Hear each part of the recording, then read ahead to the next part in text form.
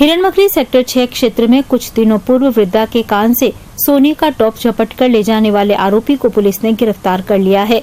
आरोपी और कोई नहीं, वृद्धा का दोहिता ही निकला है।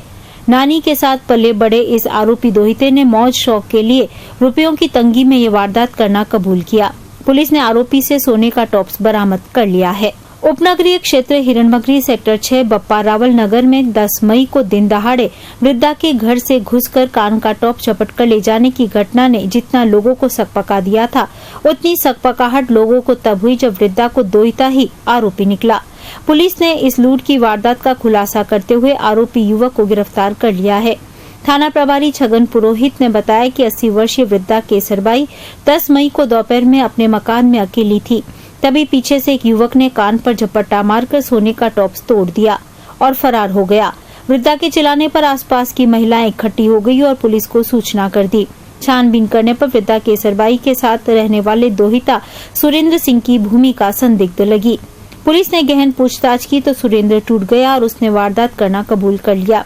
शराब पीने का आदी सुरेंद्र 3-4 महीने से कोई कामकाज नहीं कर रहा था।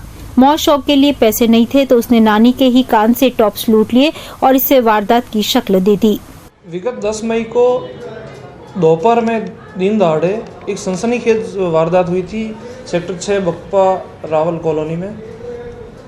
80 वर्षीय वृद्धा के घर में घुस करके किसी आरोपी ने उसके सोने का टॉप कान से छीन लिया था।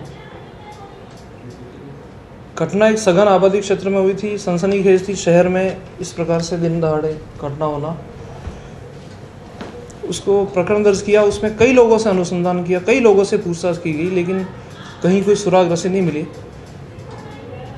घर की जो स्थिति है, घर जो घटना स्थल है, वो ऐसी जगह पे है कि वहाँ पे किसी आउटसाइडर का बाहर से आकर के घटना करना संभावना क्षीण रहती है। इस पे इसके परिजनों से, इसके साथ रहने वालों से, इसके रिश्तेदारों से पूछताछ की गई तो इसका एक दोहिता है इस महिला का, सुरेंद्र सिंह सन ऑफ भोपाल सिंह, रतनपुरा कुराबड़ का रहने वाला है। वो बचपन में इसके साथ ही रहा, इसके पास ही बड़ा हुआ, वृद्धा के पास। उसके पूछताछ में कई प्रकार के विरोधाभास आए। उसने जो बात है पूछने पर बताई वो तस्दीक नहीं हो पाई, वेरीफाई नहीं हो पाई। इस पर सख्ती से पूछताछ की गई तो इसने वारदात कबूल की। इसी ने ये घटना शौक मौज के पैसे के लिए की।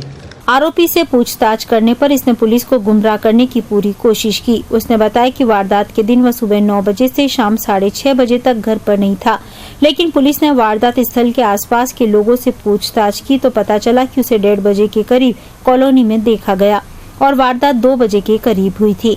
शक गहराने पर पुलिस ने आरोपी से सवाल पर सवाल किए तो वह झूठ बोलता रहा और आखिर में उसने अपना जुर्म कबूल कर लिया। पुलिस ने आरोपी के कब्जे से नानी का लूटा हुआ टॉप्स भी बरामद कर लिया है।